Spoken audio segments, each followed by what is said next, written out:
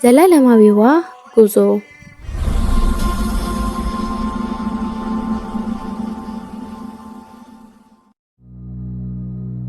ይህ የቀልብ ዶክተር ድምጽ ነው።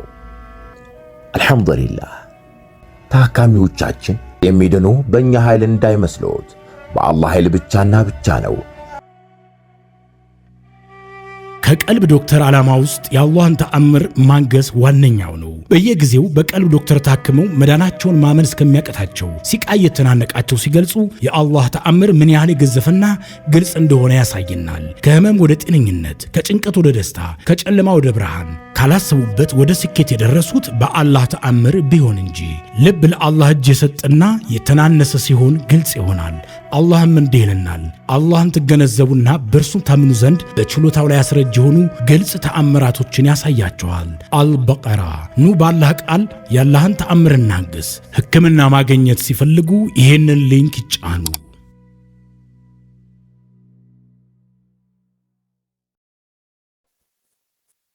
አሰላሙ አለይኩም ወራህመቱላሂ ወበረካቱሁ። ውድና የተከበራችሁ የቀልብ ዶክተር ቤተሰቦቻችን እንደምን ከረማችሁልን? በያላችሁበት የአላህ እዝነት ጥበቃ አይለያችሁ። እንደተለመደው ዘወትር ማክሰኞ ወደ እናንተ የምናደርሰው የተለያዩ እስላማዊ ታሪኮችን፣ መጣጥፎችን፣ ትምህርቶችን ነው። ለዛሬም ዘላለማዊዋ ጉዞን ወደ እናንተ ይዤላችሁ ቀርቤያለሁኝ። አዳዲስ ቤተሰቦችም ካላችሁ እንኳን ደህና መጣችሁ። ቻናላችንን ሰብስክራይብ በማድረግ ቤተሰብ ይሁኑ። ወደ ዛሬው ትምህርት እናምራ። ዘላለማዊዋ ጉዞ። ጉዞህ ወደ ጀነት ወይንም ወደ እሳት ነው። አላህ በቁርአን እንዲህ አለ፣ እናንተ በአላህ ያመናችሁ ሰዎች ሆይ አላህን ፍሩ። ማንኛውም ነፍስ ለወደፊቷ ያስቀደመችውን ትመልከት። ቀብር የመጀመሪያው የአኼራ ጉዞ ነው። ለካህዲያኖችና ለሙናፊቃን የእሳት ጉድጓድ ሲሆን ለአማኞች ደግሞ ጨፌ ነው። በቀብር ውስጥ ከሚያስቀጡ ነገሮች መካከል ከሽንት በደንብ አለመጽዳት፣ ሐሜት፣ ከምርኮ ገንዘብ መስረቅ፣ ውሸት፣ ሰላትን ተኝቶ ማሳለፍ፣ ቁርአንን ችላ ብሎ መተው፣ ዝሙት፣ ግብረ ሰዶም፣ ወለድ፣ ብድርን አለመመለስና ሌሎችም ናቸው። ከእነሱ ነፃ የሚያወጡ ነገሮች ደግሞ መልካምና ለአላህ ንጹህ የሆኑ ስራዎች፣ ከቀብር ቅጣት በአላህ መጠበቅ፣ የተባረከን ምዕራፍ በብዛት መቅራት እና ሌሎችም ናቸው። በቀንድ መነፋት። ቀንድ የሚባለው ትልቅ ቀንድ ሲሆን ኢስራፊል የተባለ መላኢካ በአፉ ይዞ ለመንፋት መቼ እንደሚታዘዝ እየጠበቀ ነው። ማስደንገጫው መነፋት። በቀንዱ በተነፋ ቀን ከዚያም አላህ የሻለት ሲቀር ሁሉም የሚደነባበርበት ቀን። ያኔ ዓለም በሙሉ ትፈርሳለች። ከ40 በኋላ የመቀስቀሻ ነፊት ይነፋል። አላህ እንዲህ አለ፣ ከዚያም እንደገና በቀንዱ ይነፋል፣ ወዲያውኑ ተነስተው ይተያያሉ። መቀስቀስ። ከዚያ አላህ ዝናብን ያዘንባል። ወዲያውኑ አካላቶች አጀበ፣ ዘነበ፣ የጀርባ አጥንት ከተባለው የሰው ልጅ ክፍል አዲስ ፍጥረት ራቁት፣ ጫማ የሌላቸውና የማይሞቱ ሆነው ይበቅላሉ። መላእክቶችና ጅኖች ተቀስቅሰው ተግባራቸው ጋር ያዩአቸዋል። ሐሽር፣ መሰብሰብ። አላህ በዚያ ከባድና 50,000 ዓመት ያህል እርዝመት ያለው ሰዎች ከመደንገጣቸው የተነሳ እንደ ሰከረም የሚደነባበሩባት ያሳለፏትን የዱንያ ዓለም እንደ አንዲት ሰዓት የሚያዩባት ቀን ፍጡራኖች ሁሉ ለምርመራ ይሰበሰባል። ፀሐይ ወደ እነሱ የ1 ሚል ያህል ትቀርባለች። ሰዎች በስራቸው ልክ በላብ ይዘፈቃሉ።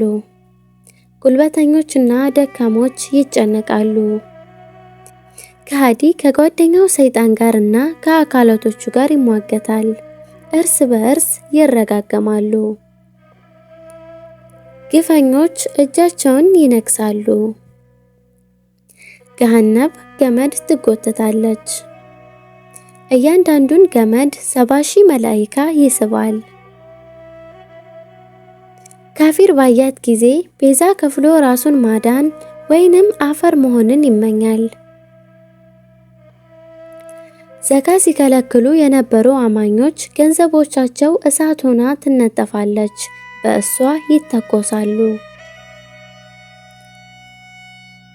ትዕቢተኞች፣ ኩራተኞች ጉንዳንንና ቁንጫን መስለው ይቀሰቀሳሉ።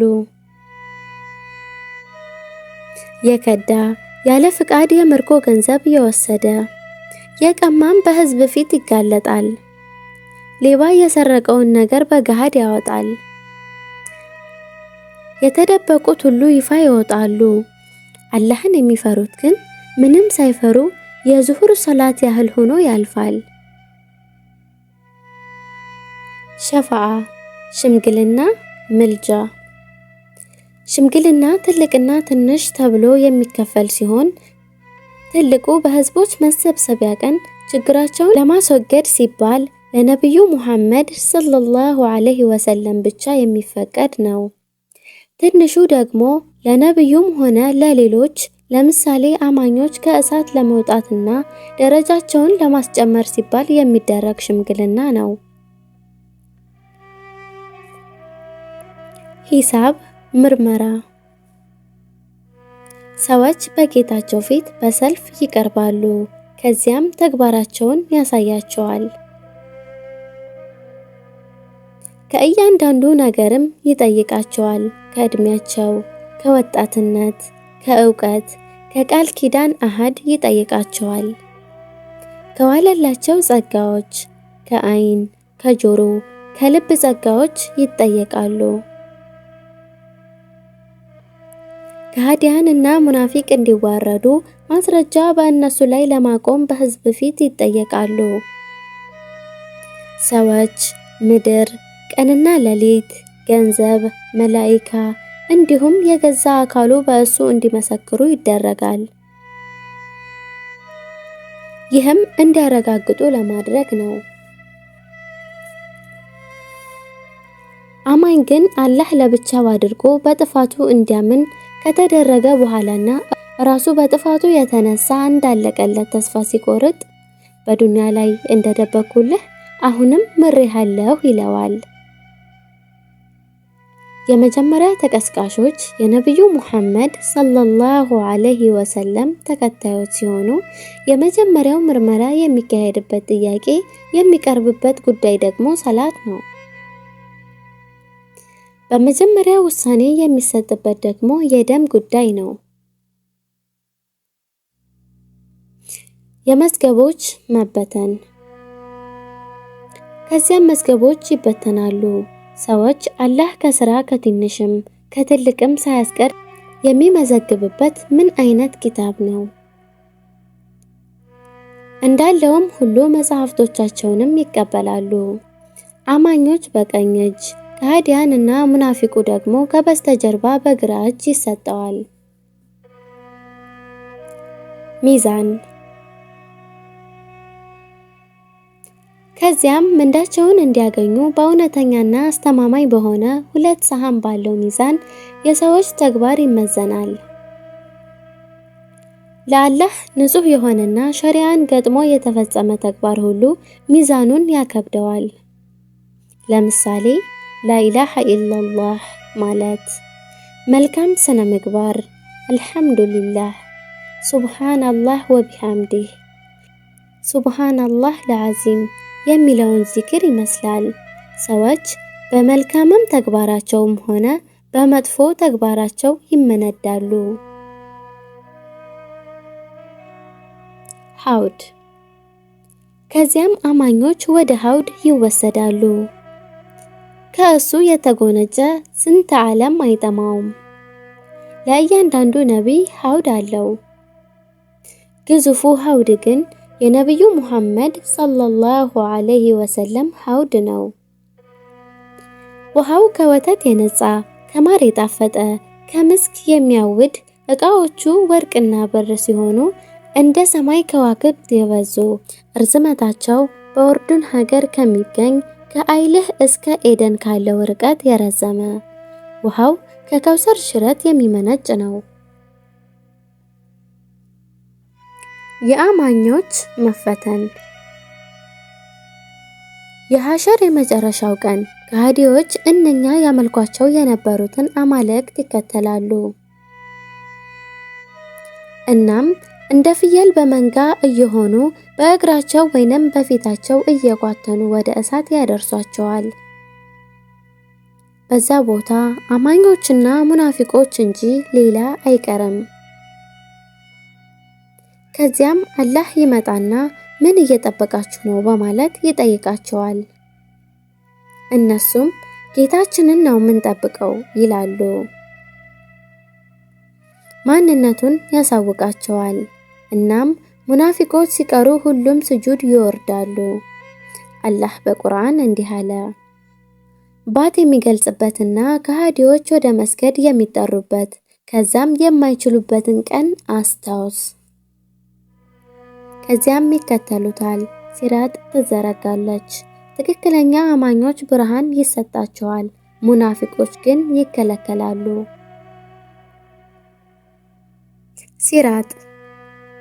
ሲራጥ ማለት አማኞች ወደ ጀነት እንዲያልፉ በገሃነም ላይ የተዘረጋ ድልድይ ነው።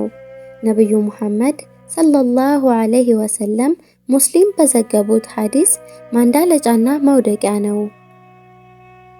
በእሱ ላይ እንደ ስዕዳን እሾህ የሆነ ቀንጣፋና ከላሊብ አለበት። ከፀጉር የቀጠነ ከሰይፍ የሰላ ነው። ከዚያ ቦታ አማኞች በስራቸው ልክ ብርሃን ይሰጣቸዋል። ከፍተኛው እንደ ትልቅ ጋራ ሲሆን አነስተኛው የእግርን አውራ ጣት የምታህል ነው። ከዚያም ይበራላቸውና በስራቸው ልክ ያልፉታል። እንደ አይን ብልጭ፣ እንደ መብረቅ፣ እንደ ንፋስ፣ እንደ ወፍ፣ እንደ ፈጣን ፈረስ ሆነው ያልፉታል። በሰላም ነፃ የሚወጣ ቆሳስሎ የሚለቀቅ ወደ ገሃነም የሚገፈተር አለ። ቡኻሪና ሙስሊም ዘግበውታል።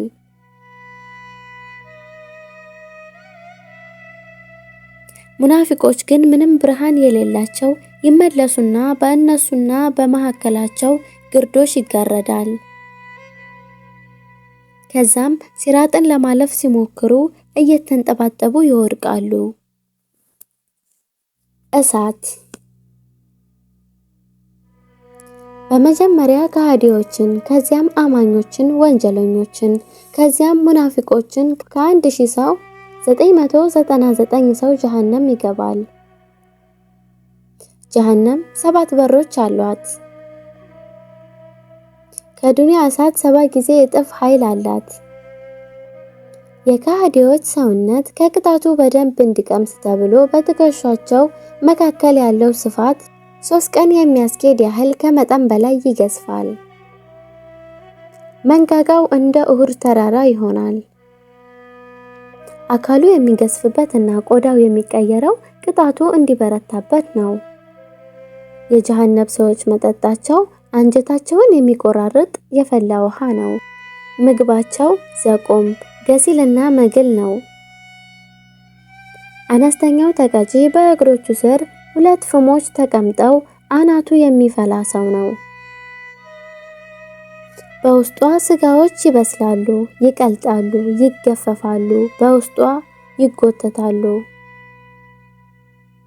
በሰንሰለት ይታሰራሉ። እግር ከአንገት ይጠረነፋል።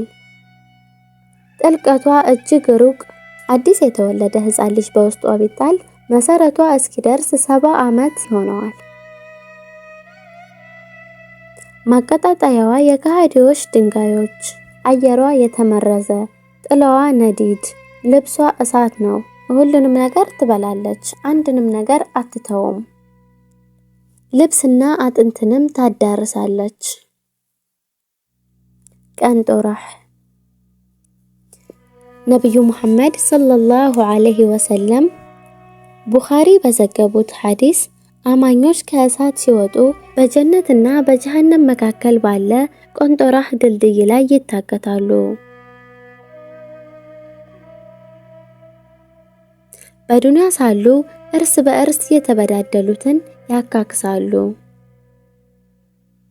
ከወንጀል ዕዳ ከጸዱ በኋላ ጀነት እንዲገቡ ይፈቀድላቸዋል። መተኛዋ ሚስክ ነው። ንፋጧ ሉልና ያቆት ነው። አፈሯ ዘአፈረን ነው። 8 በሮች አሏት። 100 ደረጃዎች አሉ። ከአንዱ እስከ ሌላኛው ሰማይና ምድር መካከል እንዳለው ርቀት ያክላል። ከፍተኛው ማዕረግ ፍርዶስ ይባላል። የጀነት ወንዞች የሚመነጩት ከእሷ ነው። የጀነት ጣሪያዋ የአላህ አርሽ ነው። ወንዙ ማር፣ ወተት፣ ውሃ ናቸው። በእርሷ ወርዱ 60 ማይል የሆነ የልዑል ድንኳን አለ። በየጥጉ ቤተሰብ አሉ። ኮረዳ አይነ ኩሌ የሆኑ ወጣትነታቸውም ሆነ ልብሶቻቸው አያረጁም። ሽንት፣ ሰገራ፣ ቆሻሻ የለም። ሜዳቸው ማበጠሪያቸው ከወርቅ ነው። ላባቸው ምስክ ነው። ሴቶቻቸው ቆንጆዎች፣ ልጃገረዶች በተመሳሳይ እድሜ ክልል ያሉ ናቸው። መጀመሪያ የሚገቡት ነብዩ ሙሐመድ ሰለላሁ ዐለይሂ ወሰለም ሲሆኑ ከዚያም ሌሎች ነብያቶች ናቸው። ዝቅተኛ ማዕረግ ያለው ሲጠየቅ ለጠየቀው 10 እጥፍ የሚሰጥ ነው። አገልጋዮቻቸው እንዳተበተኑ ልሎች የሆኑ ልጅ እግር ናቸው። ከጸጋዎቹ ሁሉ ትልቁ አላህን ማየት፣ የአላህን ውዴታ ማግኘትና በጀነት ውስጥ ለዘላለም መኖር ነው። አስተውሉ። አማኝ፣ ሙናፊቅ፣ ከሃዲ ወደ መጨረሻው እስኪደርሱ ድረስ በተከታታይ የሚያሳልፏቸው ግዙፍ ክስተቶች ናቸው። እስካሁን ስታዳምጡና ስትከታተሉን ለነበራችሁ ቤተሰቦቻችን ከልብ እናመሰግናለን። ሳምንት በሌላ ርዕስ እስክንገናኝ ወሰላሙ አለይኩም ወራህመቱላሂ ወበረካቱ።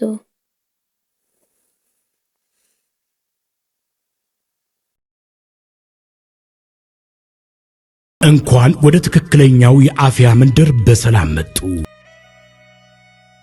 የቀልብ ዶክተር በሲህር፣ በጅን፣ በአይንናስ እንዲሁም የስነ ልቦና ጫና የደረሰባቸው የሰው ዘር ፍጥረታት በሙሉ ታክመው የሚድኑበት ነው። ሕክምናው በቁርአን፣ ሕክምናው በአስካሮች፣ ሕክምናው በዱዓዎች፣ በሰደቃ የሚካሄድ ሲሆን ነቢያዊ ሱናን በተመረኮዙ እጅግ ጥበብና ዕውቀትን ባካበቱ የሩቃ ዶክተሮች ይታከማሉ። እወቁ፣ ሕክምናው ሸሪዓዊ ብቻ ነው። አያምልጦት፣ እድሉን ይጠቀሙ። ባሉበት ሆነው ራስዎን ያክሙ። ሕክምና ማግኘት ሲፈልጉ ተከታዩን ሊንክ ይጫኑ።